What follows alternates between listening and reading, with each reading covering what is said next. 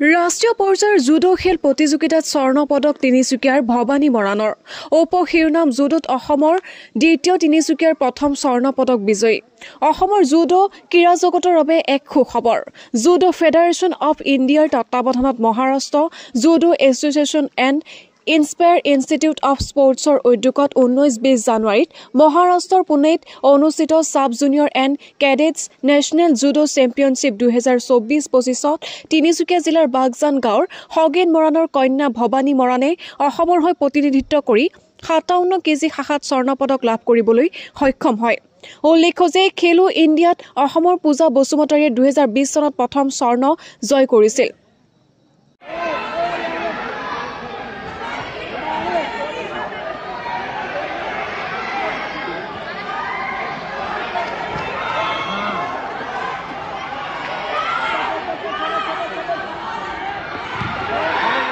ইয়াৰ পাছতে অসমলৈ দ্বিতীয় স্বৰ্ণ জয় আৰু তিনিচুকীয়াৰ বাবে এয়া প্ৰথম স্বৰ্ণ জয় হিচাপে বিবেচিত হৈছে ভৱানী মৰাণ। এই খবৰৰ পাছতেই বাগজানবাসীৰ মাজত এক আনন্দৰ লহৰ দেখিবলৈ পোৱা যায়।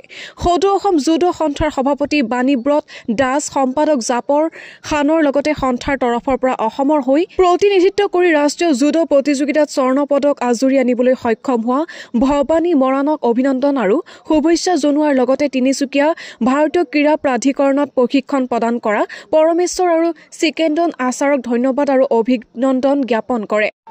সমান্তৰালকৈ ভৱানী মৰাণৰ এই পাৰদৰ্শিতাৰ বাবে সদৌ মৰাণ ছাত্ৰ সন্থাৰ কেন্দ্ৰীয় সাধাৰণ সম্পাদক জয়কান্ত মৰাণ, ক্ৰীড়া সম্পাদক দ্ৰোণকান্ত মৰাণৰ লগতে বিভিন্ন দল সংগঠনে অভিনন্দন জ্ঞাপন কৰে। গৃহ জিলাত উপস্থিত হোৱাৰ পাছতে বাগজান গাঁও মিলনজ্যোতি যুৱ সংঘৰ লগতে বিভিন্ন দল সংগঠনে সম্বৰ্ধনা জনাব বুলি জানিব পৰা গৈছে। নমস্কাৰ, মোৰ নাম শ্ৰীমতী ভৱানী মৰাণ। কি খেলৰ বাবে গৈছিলা, ক'ত গৈছিলা? মই জুডো গেম খেলিব গৈছিলোঁ পুনে মহাৰাষ্ট্ৰ আৰু তাত 6 তাৰিখৰ পৰা 20 তাৰিখলৈকে হৈছিলে। মই তাত সোণৰ প্ৰদান কৰিবলৈ সক্ষম হৈছিলোঁ আৰু মই থাকোঁ তিনিচুকীয়া বৰগুৰি চাই চেণ্টাৰত আৰু চবেই আশীৰ্বাদ কৰিছে মোক, ধন্যবাদ থাকিল আৰু মোৰ ছাৰ বাইদেউসকল আৰু মোক মা পাপা চবেই ছাপোৰ্ট কৰিছে আৰু সেয়াই আৰু তুমি পাবলৈ সক্ষম হৈছোঁ। গতিকে তুমি কেতিয়াৰ পৰা এই জুডো খেলৰ লগত জড়িত হৈ আছা? এতিয়াৰ পৰা মই সৰুৰ পৰাই খেলা 11 বছৰৰ পৰা, মোৰ এতিয়া 3 বছৰ হ'ল মই খেলি থকা। আৰু অসম প্ৰতিনিধিত্ব কৰিছিলে? হয়। আৰু কিমানখন ৰাজ্যই তাত জইন কৰিছিলে?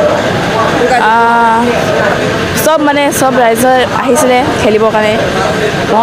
মই ছেমি ফাইনেল খেলিছিলোঁ পাঞ্জাৱৰ লগত আৰু ফাইনেল বাৰত খেলিছিলোঁ এইটো মণিপুৰৰ লগত আৰু পাঞ্জাৱৰ লগত খেলিছিলোঁ আৰু হাৰিয়ানাৰ লগত। কিমান কেটেগৰীৰ ভিতৰত খেলিছিলে? -57। -57। আৰু তাত অংশগ্ৰহণ কৰা অসমৰ পৰা তুমিয়ে আছিলানে অকল? মই আছিলোঁ আৰু গৈছিলে বাকীবিলাক, সিহঁতৰ বেয়া হ'ল আৰু পাবলৈ ময়ে পালোঁ আৰু তুমি আজি যিটো পৰ্যায়ত আহি উপনীত হৈছা, সোণৰ পদক পাবলৈ সক্ষম হৈছা, গতিকে তুমি এই ক্ষেত্ৰত কাক তুমি ধন্যবাদ জনাবা? মোৰ সকলক বিশেষকৈ মোৰ পৰমেশ্বৰ ছাৰ ধন্যবাদ থাকিল আৰু চিকেন্দৰ ছাৰলৈ ধন্যবাদ থাকিল আৰু সকলোৰে সহযোগিতা লাভ কৰিছে। চবেই ছাপোৰ্ট কৰিছে মোৰ গাঁওবাসীয়ে আৰু মোৰ মা পাপা ছাৰ বাইদেউসকল চবকে ধন্যবাদ কৰিছোঁ। তুমি আগলৈ যেতিয়া আগুৱাই যাওঁ মই সেয়াই ধন্যবাদ থাকিল আৰু চবেই যেন ছাপোৰ্ট কৰে মোক।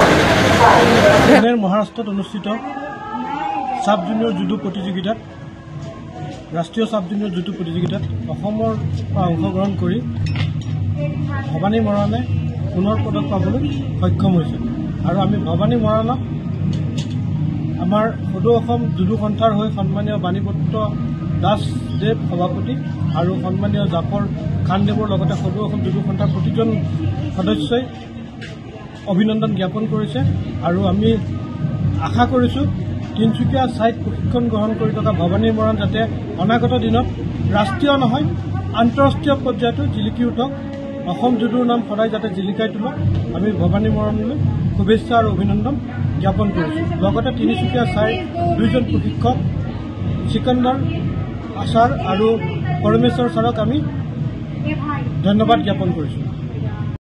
হয়, আজি আমি বাগজানবাসী হিচাপে সঁচাকৈ গৌৰৱান্বিত।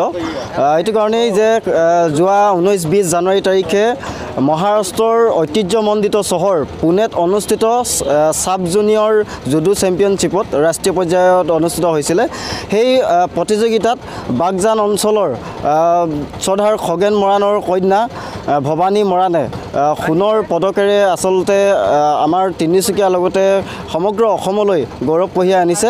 আৰু তাৰ আচলতে সুখৰ মানে আনন্দতে আমি বাগজান অঞ্চলৰ বাগজান গাঁও মিলনজ্যোতি যুৱ সংঘ, অসম মৰাণ সভা, সদৌ মৰাণ ছাত্ৰ সন্থা, মৰাণ জাতীয় মহিলা পৰিষদকে কৰি বাগজান অঞ্চলৰ সমূহ দল সংগঠনৰ উদ্যোগত আৰু ৰাইজৰ উদ্যোগত আমি তিনিচুকীয়া নিউ জংচনৰ পৰা আমি বাগজান গাঁৱলৈকে ৰেলীৰে আমি আদৰণি জনাবলৈ আহিছোঁ।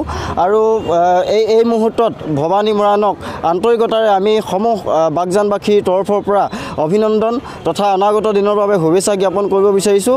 আৰু আমি আশা ৰাখিছোঁ যে সাব জুনিয়ৰ পৰ্যায়ত ৰাষ্ট্ৰীয় পৰ্যায়ত যিহেতু স্বৰ্ণ পদক লাভ কৰিবলৈ সক্ষম হৈছে, অনাগত দিনত আন্তঃৰাষ্ট্ৰীয় পৰ্যায়তো যাতে জিলিকি উঠে তাৰ কাৰণে আমি আশা প্ৰকাশ কৰিছোঁ। তিনিচুকীয়াৰ পৰা মৃণাল চক্ৰৱৰ্তীৰ ৰিপৰ্ট, ডেইলি 24।